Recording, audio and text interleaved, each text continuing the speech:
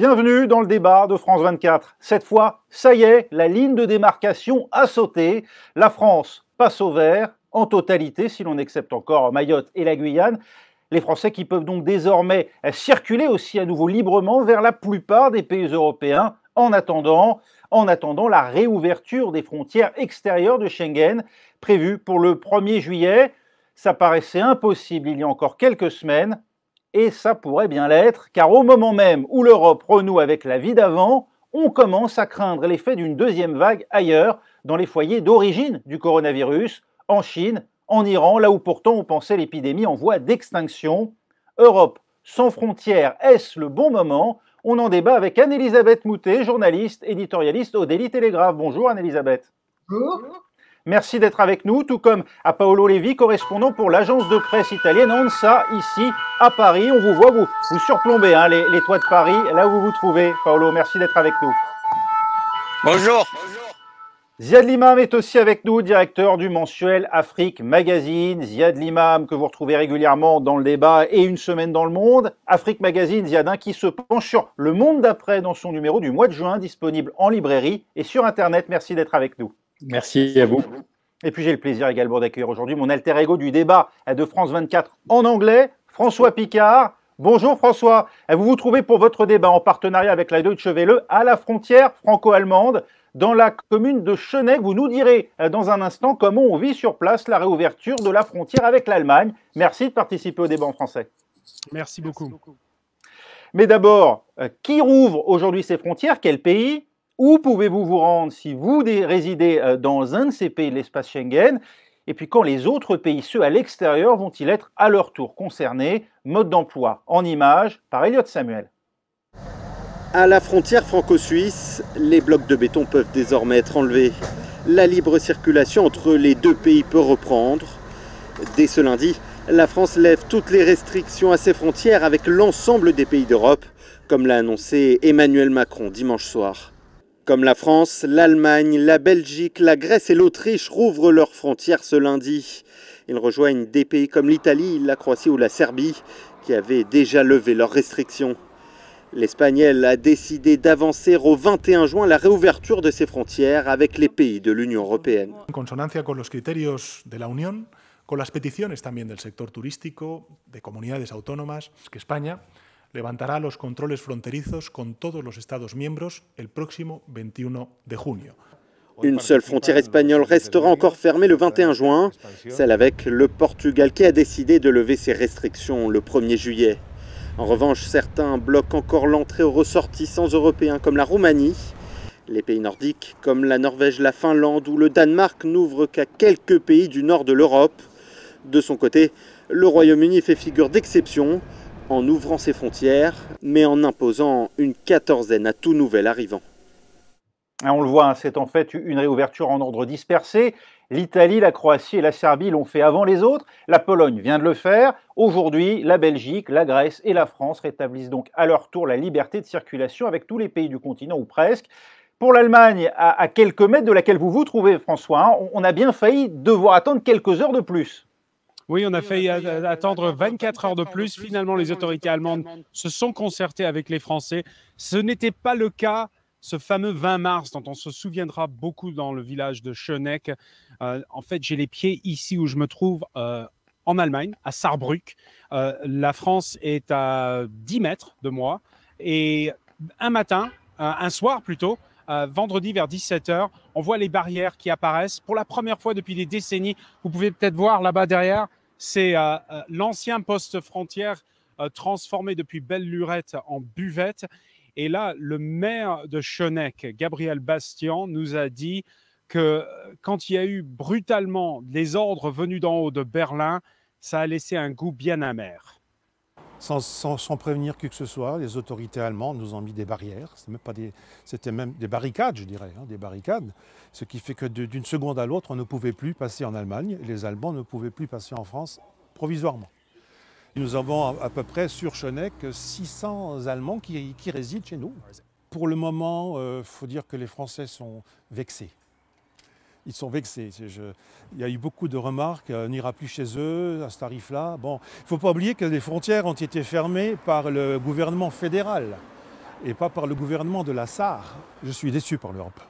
Je suis déçu. Je ne pensais pas que ça arriverait à ce point qu'on nous fermerait comme ça les frontières et que du jour au lendemain, c'était la devise, c'était le Français est porteur du corona, dehors, on n'en veut pas. Alors que la grande injustice, c'est que les voitures allemandes, les Allemands circulaient comme ils voulaient. Ils rentraient, ils sortaient en France comme ils voulaient. Aucun problème. Et le Français, c'était le personnage qu'il fallait éviter. Alors on voit le ressentiment chez le maire de Chennai que vous avez interviewé, François. On arrive malgré tout sur place à faire, contre mauvaise fortune, bon cœur. On célèbre tout de même l'événement. Oui, on célèbre l'événement, tout à fait, parce qu'il ne faut pas oublier non plus que à Chennai même, il y a 600 Allemands qui habitent, il y a beaucoup de Français qui travaillent de l'autre côté de la frontière, y compris des travailleurs essentiels. Beaucoup des malentendus qu'on a vécus, c'est aussi parce que bon, les Français ne pouvaient pas traverser la frontière, par exemple, pour aller au bureau de tabac en Allemagne, où les cigarettes sont moins chères, alors que les restrictions étaient unilatérales. Donc les Allemands pouvaient venir en France, aller au supermarché, acheter leur pack d'eau. On espère que ce goût amer ne durera pas longtemps. Ici, dans cette région, on parle un dialecte allemand, et le Platt, et on s'entend très bien au niveau local. On espère, encore une fois, que ce ne sera qu'éphémère. En revanche, cette rancœur envers l'Europe, on la sent parce qu'ici, il y a une grosse angoisse, et on va en parler plus tard, par rapport à l'avenir économique après le passage du coronavirus. Et nombre de pays, en fait, maintiennent des restrictions pour les voyageurs en provenance des destinations d'Europe, là où le taux d'infection est encore jugé trop élevé. C'est le cas de la Grande-Bretagne, par exemple, Anne-Elisabeth Moutet, qui, comme la Suède, figure sur toutes les listes noires aujourd'hui. Ah bah, la Grande-Bretagne a décidé relativement tard, puisque ça n'a été instauré en principe qu'il y a une dizaine de jours, qu'une quatorzaine serait obligatoire à la fois pour les citoyens britanniques ou tout citoyen britannique revenant de l'étranger ou personne étrangère rentrant en Grande-Bretagne, ce qui veut dire que si vous voulez faire un voyage d'affaires en Grande-Bretagne, d'abord il faut que vous déclariez l'endroit où vous allez passer cette quatorzaine à la frontière, et ensuite vous êtes censé rester par exemple 14 jours dans votre chambre d'hôtel. Alors évidemment c'est impossible pour tous les voyages d'affaires, donc ça annule les voyages d'affaires, c'est impossible pour les touristes parce que tout ça est extrêmement coûteux, et surtout c'est vu par les Anglais eux-mêmes, les Britanniques eux-mêmes, comme étant quelque chose d'extrêmement tardif et inutile, puisque pendant toute la période où l'épidémie était au pire en Grande-Bretagne, ça n'existait pas, et quand on voit que les frontières, la frontière terrestre de Grande-Bretagne, en réalité, il y a un train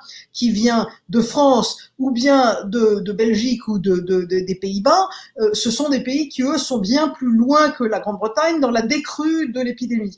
Donc tout ça, ça a paru extrêmement étrange.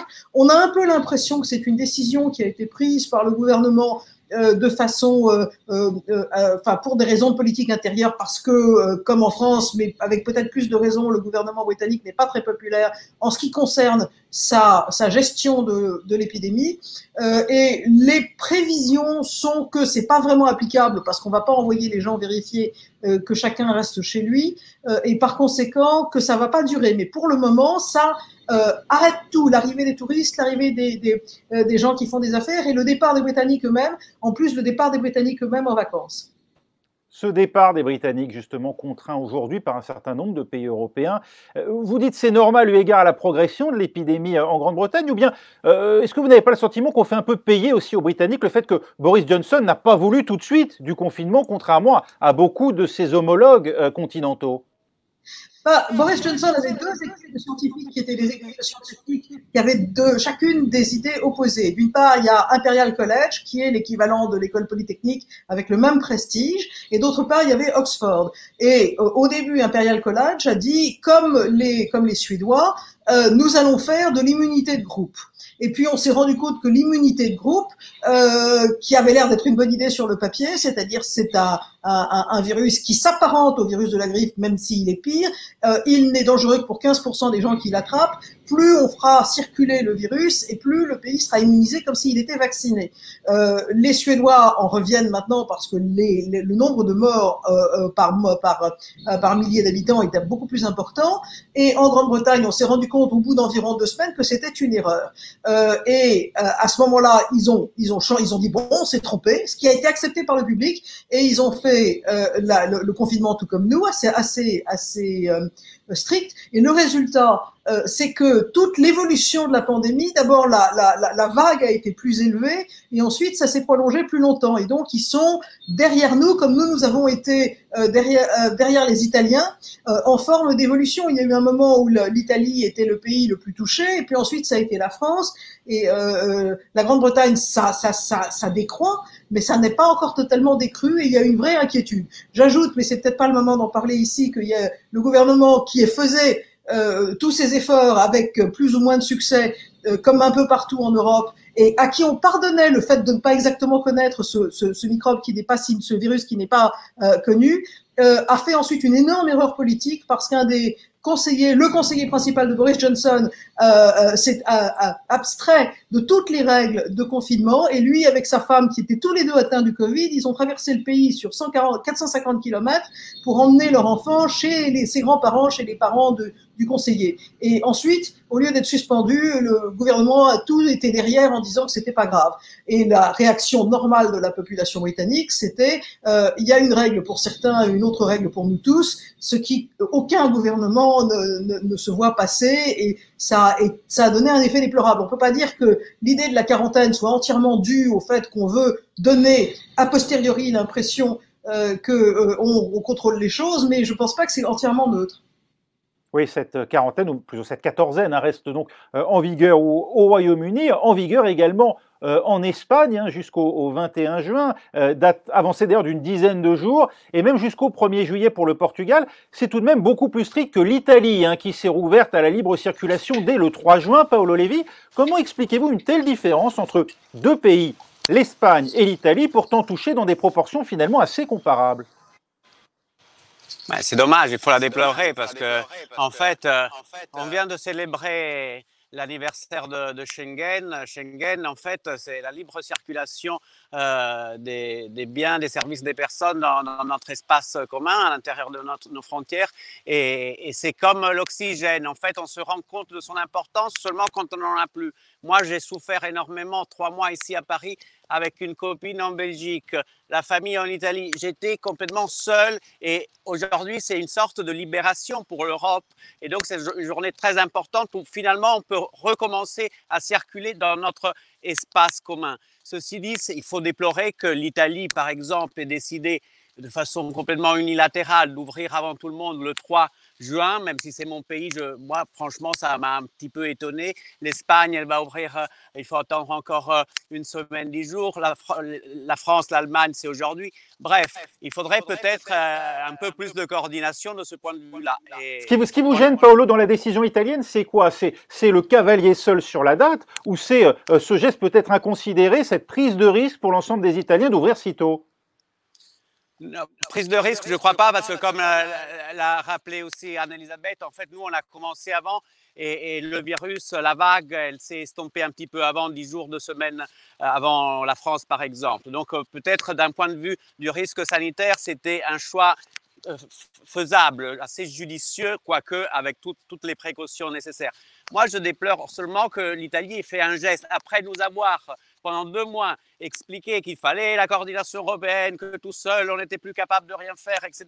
Qu'elle fasse un geste unilatéral comme ça, en anticipant ses partenaires européens, ça m'a un petit peu gêné en tant qu'Italien, parce que moi, j'aurais pas fait, j'aurais au moins fait un minimum de coordination avec les autres. Et c'est dommage, parce qu'on a vu ces dernières semaines, un petit peu, tous les pays qui partaient un petit peu en ordre dispersé. Il faut aussi dire une chose, qu'on est face à quelque chose de complètement nouveau, c'est-à-dire que ce virus, c'est un ovni.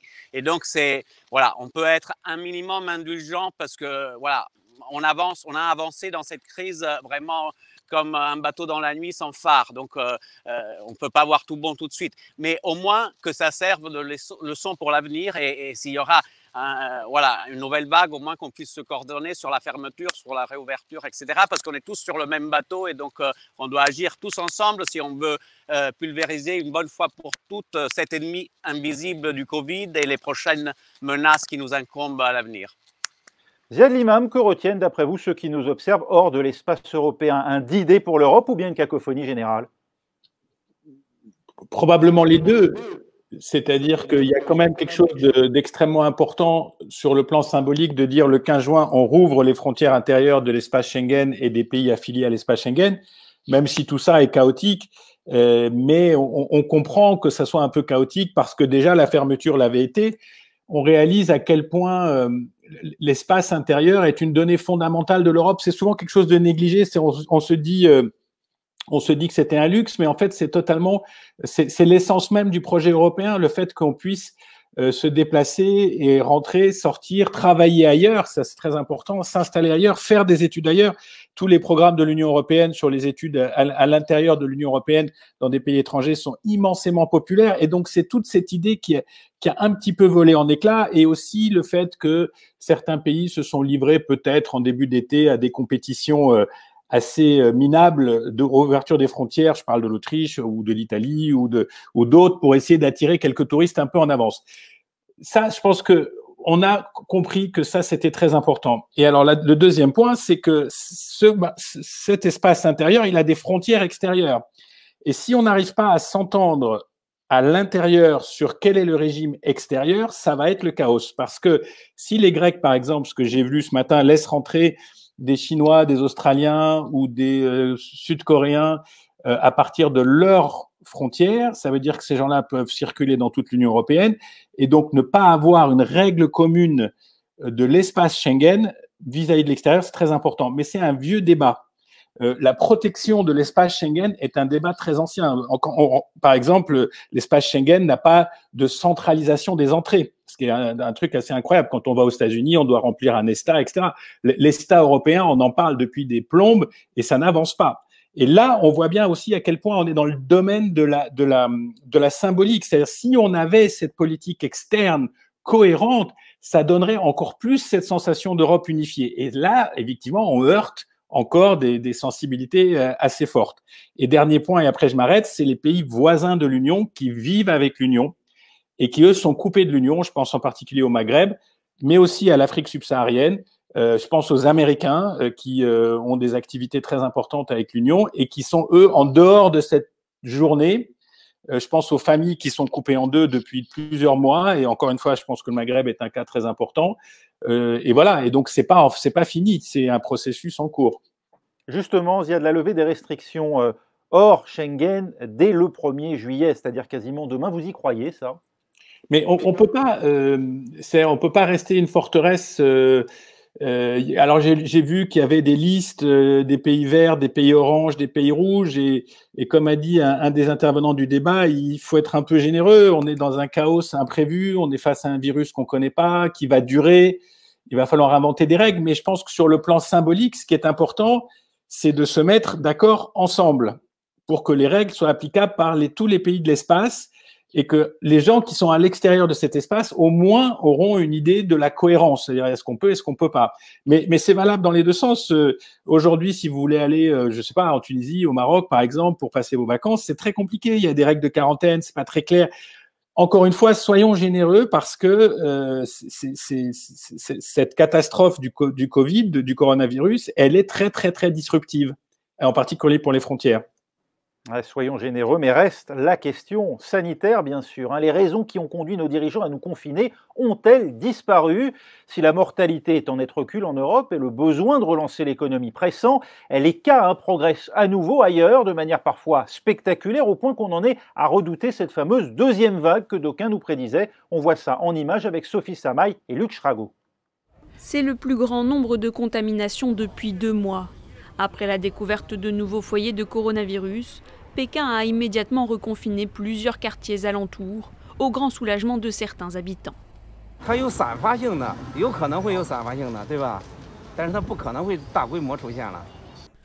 mesure que l'épidémie s'est répandue, le modèle de confinement chinois a été appliqué aux 4 coins du monde.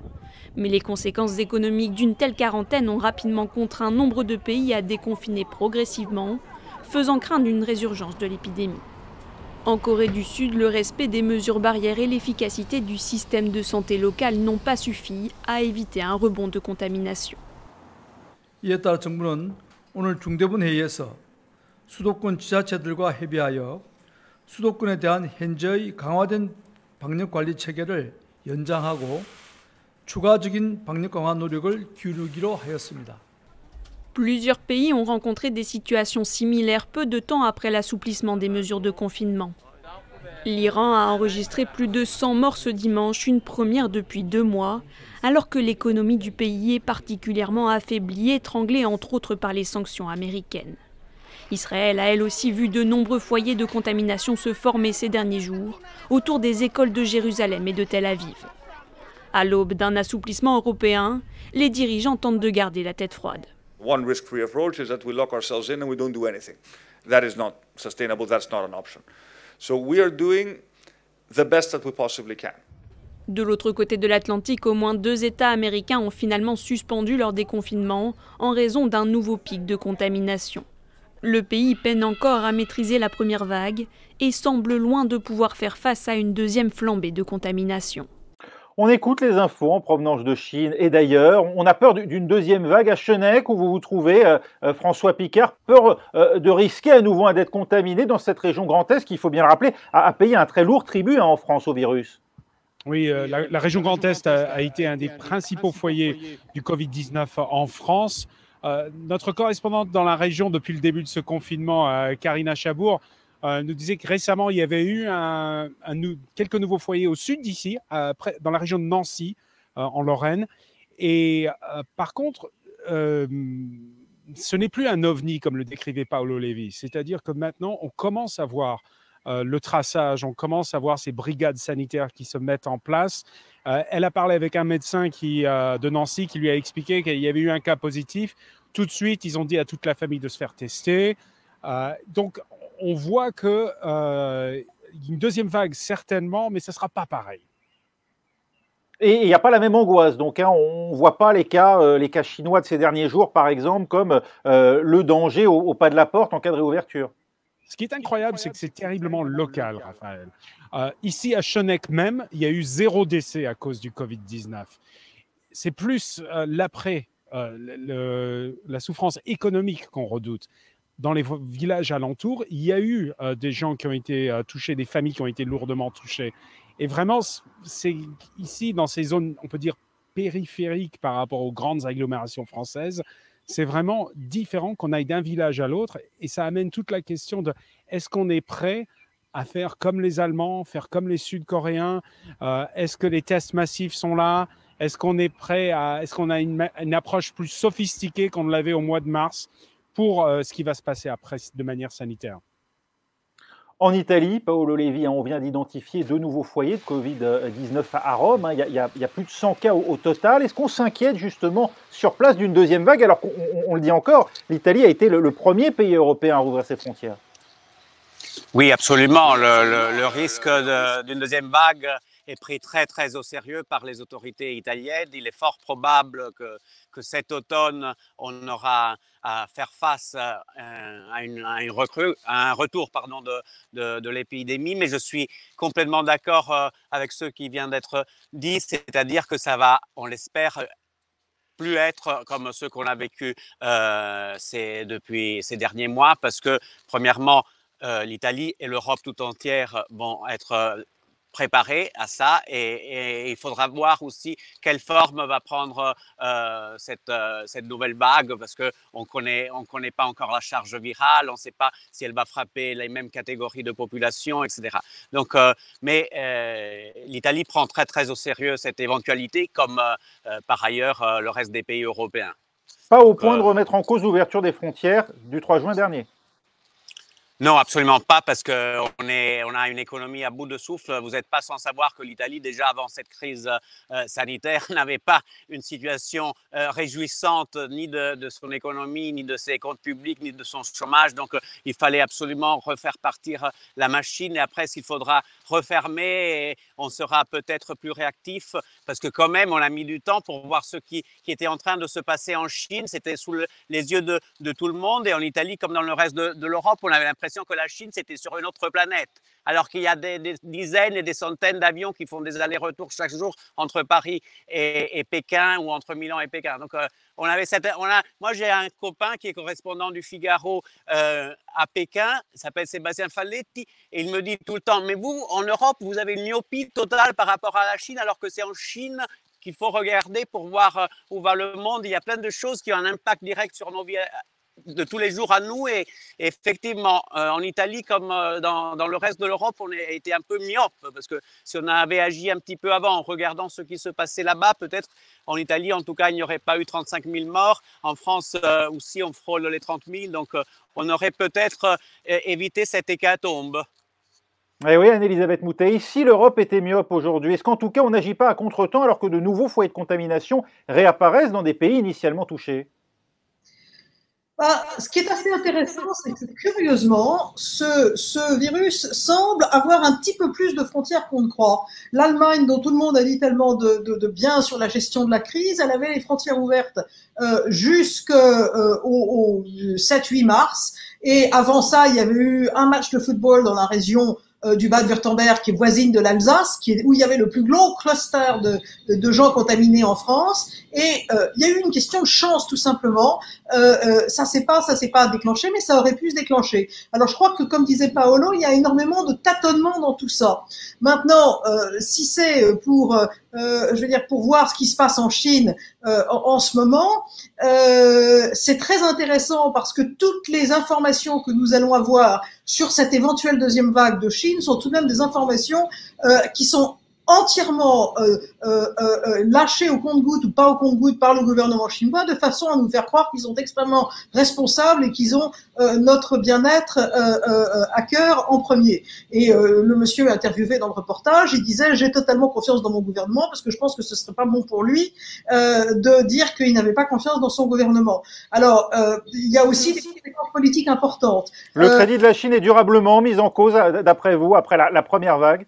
Oui, absolument. Il est évident qu'elle est mise en cause et il est évident que un certain nombre de décisions vont maintenant être prises qui n'étaient pas tellement remises en question avant. Et la plus évidente, c'est en Grande-Bretagne, c'est la décision du gouvernement de Boris Johnson de remettre en question l'adoption du système de Huawei, la firme de téléphonie chinoise, pour le 5G en Grande-Bretagne. Et ça, c'est dû au fait que on s'est rendu compte que la façon dont la Chine gérait une crise était toujours à l'intérêt de la Chine, mais absolument pas dans un esprit de collaboration. Et alors on a vu la colère d'ailleurs du gouvernement chinois qui s'est exprimée par la voix de ses ambassadeurs dans différents pays occidentaux, dont la France, qui ont commencé à, j'ose pas dire troller comme sur Twitter, mais il y a un peu de ça. Je veux dire que à faire des déclarations extrêmement hostiles parce que leur gouvernement les avait mandatés pour le faire. C'est des ambassadeurs qui sont tous extrêmement compétents, qui parlent très bien la langue du pays où ils sont et qui la connaissent, et qui ont avancé comme une sorte d'armée de propagande pour nous expliquer à quel point nous on avait tort sur d'autres choses, ce qui est vraiment un grand typique de la propagande totalitaire, c'est mettre en valeur des erreurs qu'on perçoit chez les gens qui ont des doutes sur par exemple votre expérience avec les droits de l'homme et des choses comme ça. Donc, je crois qu'il y a une révision, je dirais, de la façon dont on considère la Chine dans la plupart de nos pays, qui, à mon avis, va être extrêmement durable. Ziad Limam, est-ce qu'on ne va pas un peu vite aujourd'hui en ouvrant à tout vent d'une certaine manière cet espace Schengen? Est-ce qu'on n'est pas en train de dire finalement l'économie est prioritaire, quoi qu'il en coûte d'une certaine manière, hein, pour reprendre l'expression d'Emmanuel Macron, y compris devant ces priorités sanitaires et humanistes qu'on a mis en avant pendant plus de 2 mois? Non, mais on ne peut pas... la question a du sens, mais d'un autre côté, sans tomber dans le complot du tout économique, on ne peut pas rester en confinement éternellement. Donc, c'est un arbitrage. Comme l'ont dit tous les intervenants, il y a une meilleure connaissance du virus, il y a une meilleure connaissance de son éventuel fonctionnement des chaînes de transmission. Il y a beaucoup d'efforts médicaux qui sont en cours, il y a des hôpitaux qui sont mieux préparés. Il y a quand même en Europe, je dis bien en Europe, une circulation aujourd'hui du virus qui est assez basse. Donc, on peut estimer que pour le moment, on peut lâcher un peu la bride parce que c'est pas que de l'économie, les gens vont devenir dingues. Mais c'est de la confiance aussi, Ziad. Pour traverser des frontières, il faut bien souvent faire voler des avions. Or, si les nouvelles qui nous viennent de l'étranger continuent de se dégrader fortement, est-ce que ça ne va pas peser, ça aussi, et empêcher tout simplement la reprise du trafic aérien? Non, mais de toute façon, pour le moment, on parle essentiellement de l'espace Schengen. On verra les décisions qui seront prises le 1er juillet ou début juillet. Donc, dans l'espace Schengen, il y a une certaine cohérence, avec parfois un peu de retard dans le cas de l'Angleterre, mais il y a une certaine cohérence de l'épidémie. Et donc là, en ce moment, on est dans une phase basse de l'épidémie. Et je pense que les gouvernements, ils sont pas suicidaires, ils sont pas totalement cintrés, donc ils lâchent en étant un peu en connaissance de cause. Ça ne veut pas dire que ce qui va se passer en Chine, etc. Après, moi, cette histoire de deuxième vague dont on parle beaucoup, je vois pas pourquoi ça serait une deuxième vague. C'est la vague, c'est le même virus qui est là. Quand on a fait le lockdown, on a poussé la courbe vers le bas, mais ça ne veut pas dire qu'on a tué ce virus. Donc, souvent on parle de deuxième vague avec la référence à 1918 et à la grippe espagnole, mais il semblerait, je suis pas un spécialiste, mais que dans la grippe espagnole, le virus a muté entre les 2 années, ce qui a fait une deuxième vague assez forte. Mais nous, on est dans la vague de ce Covid qui n'est pas éteint. Et donc, forcément, il va y avoir des rebonds, forcément, il va y avoir des incidents, forcément, j'ai vu aujourd'hui dans l'AFP qu'il y avait eu une fête familiale à Toulouse avec 57 personnes. Il a suffi d'un cas positif pour que la fête soit moins sympathique. Donc voilà, on va vivre avec ça. Et on ne peut pas tout arrêter pour vivre avec ça. Je pense que le pari européen, avec les structures médicales, avec une certaine sophistication des sociétés, c'est de desserrer au maximum si c'est possible et de revenir à des formes partielles de confinement peut-être cet hiver, mais je ne vois pas un retour à des confinements massifs, sauf catastrophe sanitaire. Bon, là, c'est une autre histoire. En tout cas, fermer les frontières n'est donc plus un tabou, contrairement à ce qu'on nous a longtemps dit. Anne-Elisabeth Moutet, preuve est-elle le fait que c'est possible, comme le prétendent depuis longtemps les souverainistes purs et durs, de fermer les frontières? Disons qu'on leur a certainement donné un argument, dire il y a des frontières et quand il faut, on peut les remettre en place. D'un autre côté, je dirais que moi j'ai envie de renvoyer la balle chez les autorités européennes, parce que ce qu'on a vu, c'est ce manque de coordination qui a déjà été évoqué pendant le débat. Un manque de coordination sur les solutions économiques, un manque de coordination médicale évident, avec des pays qui gardent des masques pour eux, éventuellement même en renvoient tout à fait au début en Extrême-Orient plutôt que de les passer aux pays voisins. Tout ça a fait mauvais effet. Alors moi je suis du pays du Brexit, si je puis dire, et ça a aidé les partisans du Brexit dur. Le Brexit c'est probablement une très bonne chose pour la Grande-Bretagne, mais c'est inquiétant que le fait que le moment où... Ça n'a pas rendu la mariée européenne plus désirable aux yeux des Britanniques, donc, hein. Les Britanniques ont bien vu qui les amène à se dire ah bah ça aurait été bien si on avait été complètement dans l'Europe dans cette histoire-là, parce qu'ils ont aidé, ils ont été extraordinairement solidaires les uns des autres, mais ça n'a pas été la perception de tout le monde. Et la cacophonie. Alors il y a eu en France des choses intéressantes, le fait que certains de nos malades sont allés dans des hôpitaux allemands, mais ça n'a pas été la perception principale. Et la réaction, comme pendant la crise de 2008, des Allemands et des Néerlandais, qui consistait à dire nous n'avons pas à payer pour les pays qui ont été le plus touchés pour les aider à remettre leur énergie, leur économie en place. D'abord, c'est un peu myope parce que si on a des produits à vendre et l'Allemagne a un excédent commercial considérable, il faut bien qu'il y ait des gens ailleurs qui aient envie de les acheter.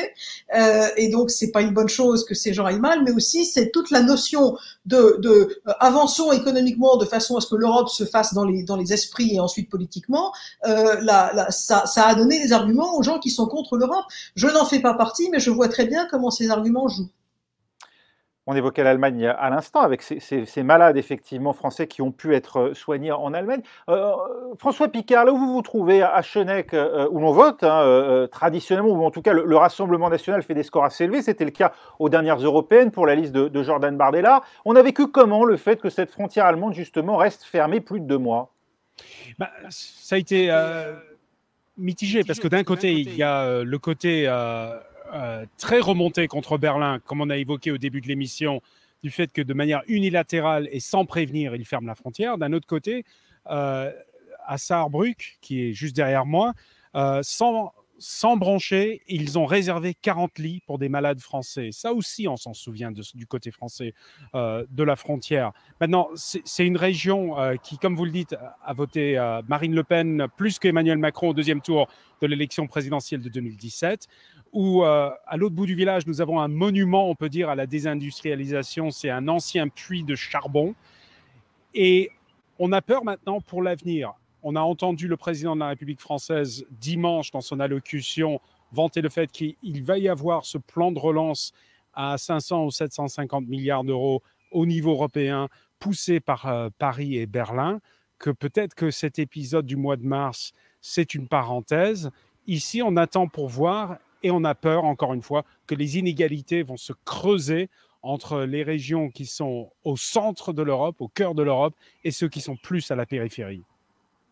Ces frontières fermées, ce confinement aussi et cette docilité des populations face au confinement, Paolo Levi, c'est une victoire importante des souverainistes au plan culturel, à la manière de Gramsci finalement en Italie. Ils ont marqué des points, les souverainistes, ils ont donné la preuve par l'exemple que c'était possible. Pas du tout, les souverainistes, ils s'effondrent partout. Salvini, il a perdu 10 points en un an. Aujourd'hui, ils sont complètement déboussolés parce qu'effectivement, les premières semaines, il y a eu l'Europe qui a été quelque part prise de court par ce météorite qui est arrivé d'une autre planète, c'est-à-dire la Chine. Et au départ, on était tous un peu déboussolés et il y a eu effectivement des problèmes dans l'échange, dans la coordination. Et ensuite, ça, en fait, ce verre mi-vide, il a permis ensuite de faire un soubresaut extraordinaire. Et c'est la solidarité européenne qui a explosé. C'est-à-dire que les Italiens, au pire moment de la crise, ils ont été hospitalisés à Marseille, à Nice. Il y a eu des échanges. La France a envoyé en Italie 1 million de masques alors qu'elle n'en avait presque pas, parce qu'on a tous vécu ici. Moi-même, j'avais des difficultés. Donc, dites-moi, un pays qui renonce à ces masques pour les donner aux Italiens. Il y a eu ce qu'a cité aussi Anne-Elisabeth, une propagande de très mauvais goût, passez-moi l'expression, des grandes puissances comme la Chine, comme peut-être les États-Unis ou la Russie, en tout cas toutes ces grandes puissances qui font leur métier de grandes puissances, qui ont essayé quelque part de nous diviser en travaillant sur les réseaux sociaux, à travers une information un peu biaisée et en nous faisant croire qu'on était séparés, nous, alors qu'on était hyper unis. Pourquoi? Parce qu'effectivement, peut-être ils nous craignent, parce qu'ils savent que si l'Europe est unie, elle est la plus forte de l'univers. Donc, il ne faut pas être dupe. Et quand on nous dit qu'il n'y a pas de solidarité européenne et que les souverainistes, ils ont le vent en poupe, c'est des fadaises. Peut-être c'était vrai par le passé, mais maintenant, on rentre, j'ose l'espérer, dans une nouvelle phase où on construira vraiment un continent beaucoup plus intégré, uni, social et solidaire et fraternel. Et on le voit. Mais vous avez vu les progrès qu'on a fait ces dernières semaines. Le pacte de stabilité qui paraissait un tabou infranchissable, il a sauté en 3 jours. Et il y a le plan de relance franco-allemand qui est quelque chose d'une révolution copernicienne. Il y a la Banque centrale européenne avec Madame Lagarde qui fait des efforts incroyables. Donc je pense qu'on est à l'aube finalement de ce rêve d'États-Unis d'Europe que les pères fondateurs appelaient de leur vœu et qui s'était un peu perdu chemin faisant parce qu'on avait transformé cette union en une sorte d'hypermarché néolibéral. Mais bon, j'ai rien contre le supermarché, mais ce n'était pas la nature même du rêve des États-Unis d'Europe, qui était celui de Schuman, qui était celui de Monnet, qui était celui d'Adenauer, de Gasperi, voilà, qui était le rêve sorti de l'après-guerre des Brest de la Deuxième Guerre mondiale. Donc non, Europe solidaire de plus en plus. J'en suis persuadé et je suis sûr que les faits vont le confirmer dans les prochains mois.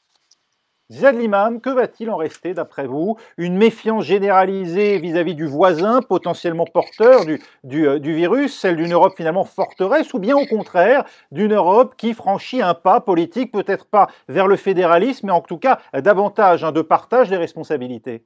Non, je pense que je partage l'enthousiasme. Je veux dire, il y a quelque chose qui s'est révélé. Les lockdowns et les politiques individuelles ont montré leurs limites.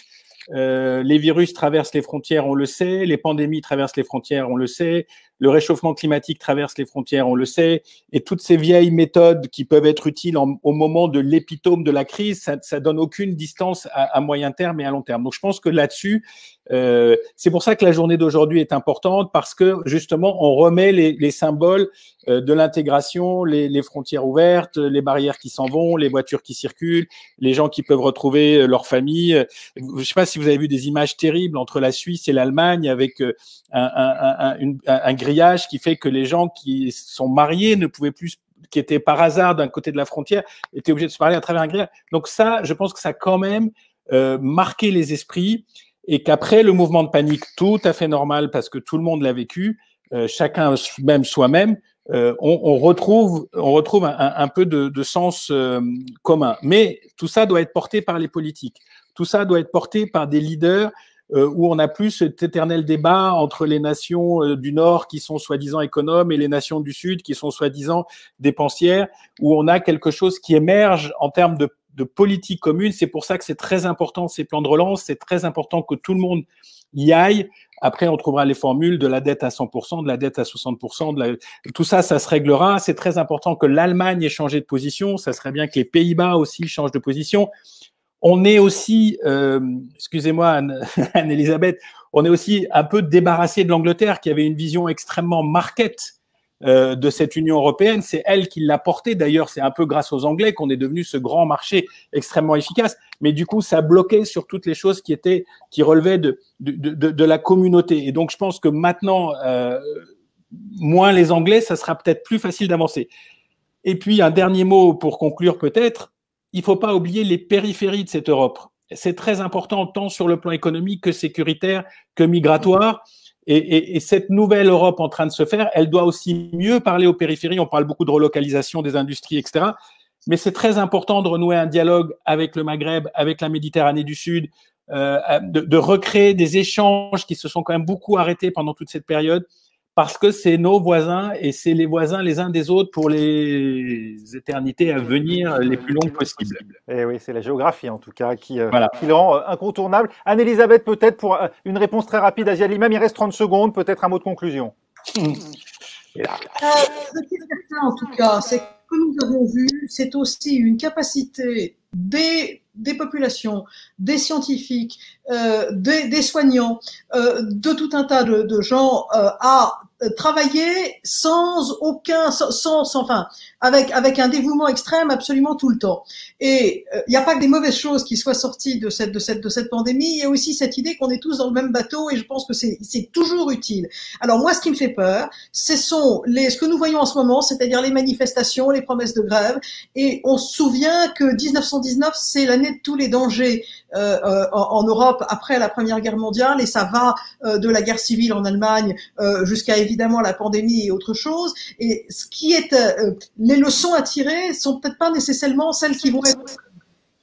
Merci beaucoup Anne-Elisabeth, c'est la fin déjà de ce débat. Merci à vous d'y avoir participé. Anne-Elisabeth Moutet du Daily Telegraph. Merci également à Paolo Levi de l'agence ANSA, à Ziad Limam d'Afrique Magazine et à mon confrère et collègue de France 24, François Picard, que vous pouvez retrouver chaque jour à la présentation du débat The Debate en anglais sur la chaîne anglophone de France 24. Voilà. Merci à vous d'avoir suivi ce débat. Restez avec nous. Prochain débat demain, mardi.